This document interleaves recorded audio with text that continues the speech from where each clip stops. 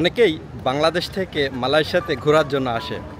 কুয়ালালামপুরে আসার পরে সে বুঝতেই পারে না যে কোথায় কোথায় কিভাবে ঘুরবে। তো এই ভিডিওর মাধ্যমে আমি 5টা জায়গায় আপনাদেরকে নিয়ে যাব। আপনার হাতে যদি 3 থেকে 4 ঘন্টা সময় থাকে তাহলে এই সময়ের ভিতরে আপনি এই 5টা স্পটে ঘুরে ঘুরে দেখতে পারবেন এবং এখান থেকে যাওয়াও খুবই ইজি। তো আমি এখন আছি কেএলসিসি পার্কে। আমি আমার ভিডিওটা শুরু করতেছি কেএলসিসি পার্ক থেকে। তো দেখতে পাচ্ছেন এখানে আসলে কেএলসিসি পার্কে আসলে আপনি খুব সুন্দর এই ভিউটা পাবেন, কেএলসিসি ভিউ। এবং তার পাশেই দেখতে পাচ্ছেন কত সুন্দর একটা মসজিদ। এখন আমি সন্ধ্যাবেলায় এখানে আছি, তো অনেকেই জগিং করতেছে এবং যেহেতু এটা কুয়ালালামপুরের একেবারে হার্ট এরিয়া, তো জায়গাটা অবশ্যই ভীষণ সুন্দর হবে। আমি এই কেএলসিসি পার্ক থেকে আমার যাত্রাটা শুরু করতেছি এবং আপনাদেরকে দেখাবো আপনি কিভাবে সহজে এই 5টা স্পটে ঘুরে দেখতে পারবেন খুব অল্প সময়ের ভিতরে। তো আমি ধরেই নিচ্ছি আপনি প্রথম কেএলসিসিতে আসবেন, তো এখান থেকে আপনি যাত্রা শুরু করবেন। তো চলুন বেশি কথা না বলে ভিডিওটা আমরা শুরু করি।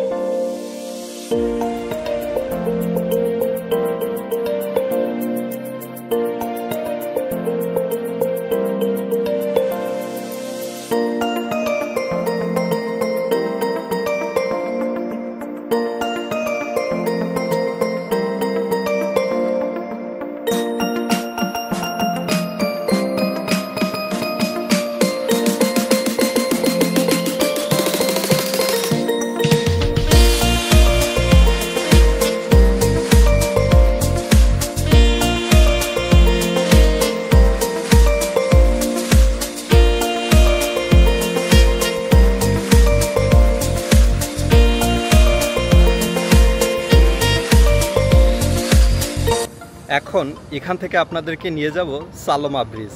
সেটাও খুবই পপুলার একটি স্পট, তো সেখান থেকে আপনি একটা সুন্দর ভিউ পাবেন।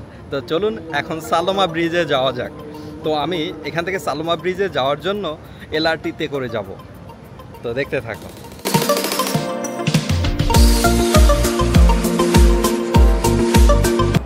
আমি ইতিমধ্যে চলে আসলাম কাম্পুং বারুতে। তো দেখুন ভিউ, এই জায়গাটাও অনেক পপুলার। আপনি এখানে আসলে খুব সুন্দর সুন্দর ছবি উঠাইতে পারবেন।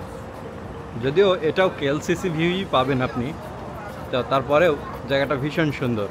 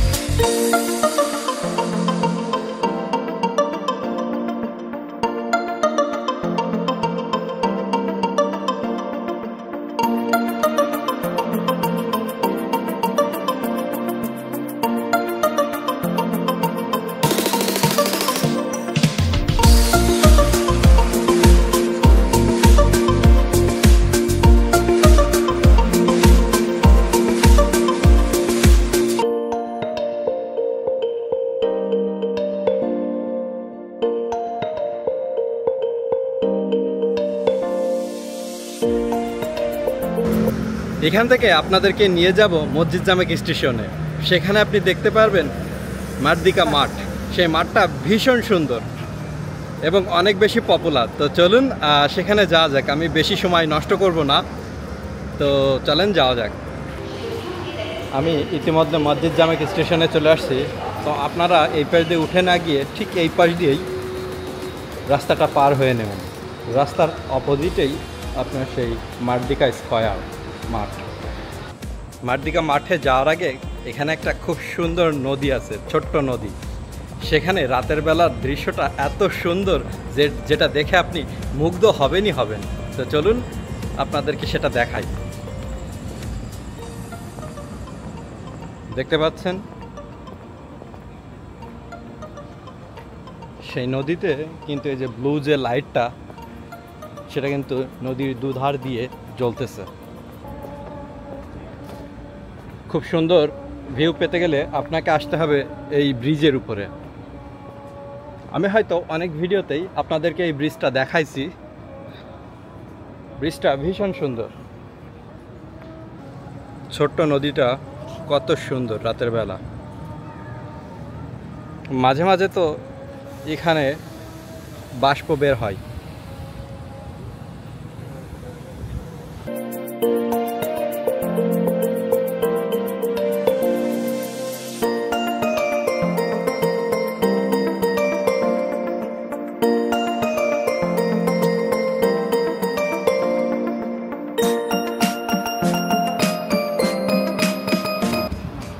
বিল্ডিংটা ভীষণ দারুণ, ভীষণ সুন্দর। এখানে কনস্ট্রাকশনের কাজ চলতেছে, তো যার কারণে ঢেকে রাখছে। এই জায়গাটাতেও প্রচুর পর্যটক আসে। আর সোমবার, যার কারণে একটু নিরিবিলি, কিন্তু শনি রবিবারে একটু বেশি লোকজন থাকে এখানে।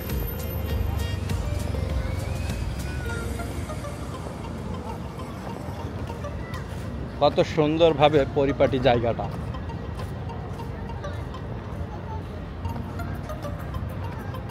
এখানে আপনি নিরিবিলি বসে সময় কাটাতে পারবেন।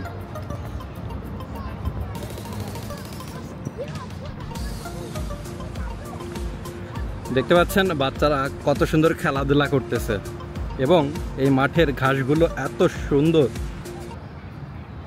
এখানে কেউ ময়লাও ফেলে না।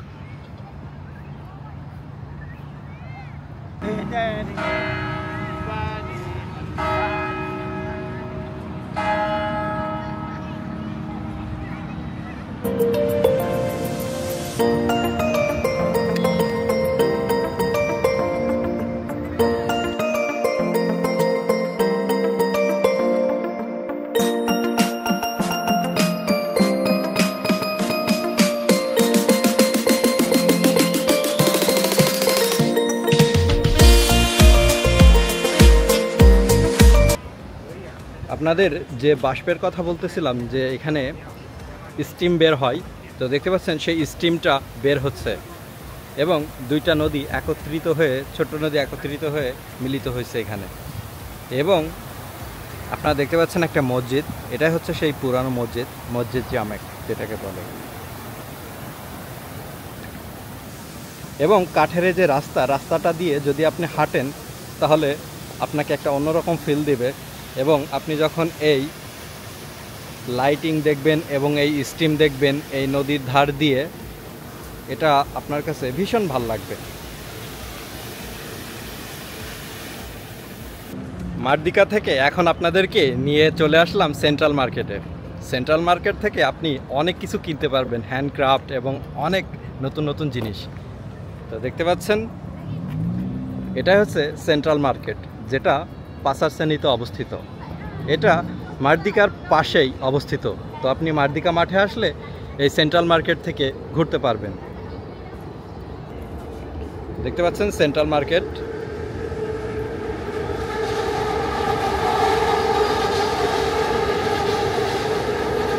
এলআরটি যাচ্ছে, ঠিক সামনেই পাসারসানি এলআরটি স্টেশন।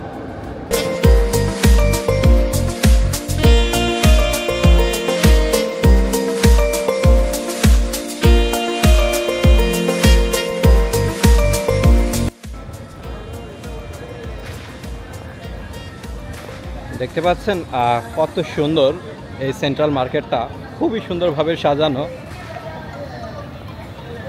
এখানে আসলে আপনার ভালো লাগবে, আপনি অনেক হ্যান্ডক্রাফট, অনেক সুন্দর সুন্দর জিনিস পাবেন।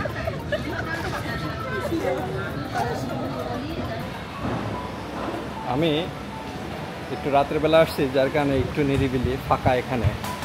তা না হলে এখানে প্রচুর লোক থাকে, প্রচুর কাস্টমার থাকে।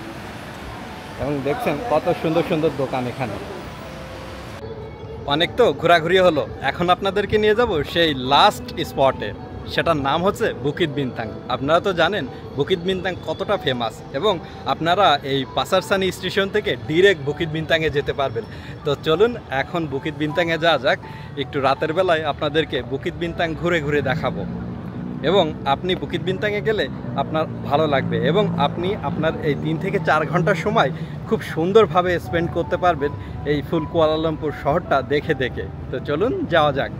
আমি হেঁটে হেঁটে এখন সেই পাসারসানি স্টেশনে যাব, খুবই কাছে, এই রোডটা পার হলেই সেই পাসারসানি স্টেশন। তো চলুন বুকিত বিনতাংয়ে যাওয়া যাক। আপনার হাতে যদি আর একদিন সময় থাকে তাহলে আপনি কিন্তু বাতু কেভস এবং গ্যান্তিং হাইল্যান্ড ঘুরে দেখতে পারবেন, এবং এটি কুয়ালালামপুর থেকে খুবই কাছে, যার কারণে আপনি খুব সহজে যেতে পারবেন এবং চলে আসতে পারবেন। তো চলুন সেই বুকিত বিনতাংয়ে যাওয়া যাক এখন। আমি ইতিমধ্যে বুকিত বিনতাংয়ে চলে আসলাম। তো বুকিত বিনতাং এমন একটি জায়গা, রাত যত গভীর হবে তত বুকিত বিনতাংয়ে লোকজন বাড়তে থাকে।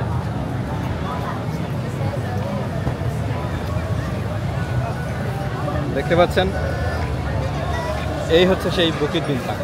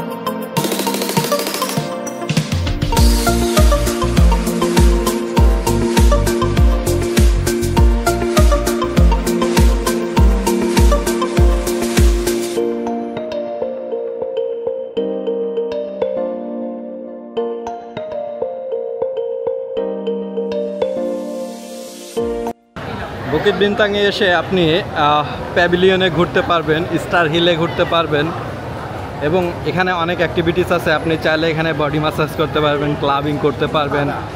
আপনার সময়টা অনেক সুন্দর কাটবে এই বুকিত বিনতাংয়ে যদি আপনি আসেন। বিশেষ করে রাতের বেলায় আসলে আপনার ভাল লাগবে, কারণ এখানে রাতের বেলায় বেশি লোকজন থাকে।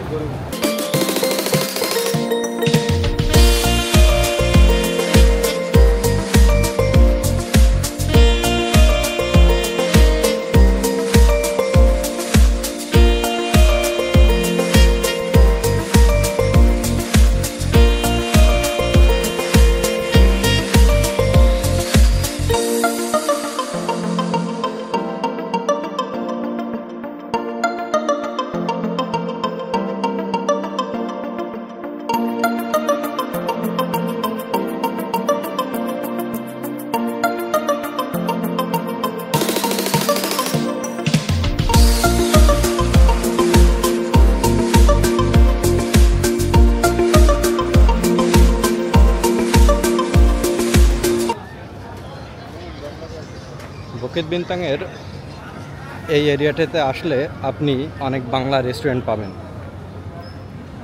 তো সারাদিন ঘোরাঘুরির পর আপনার ক্ষুধা লাগলে আপনি এই এরিয়াতে আসতে পারেন বাংলা খাবারের জন্য।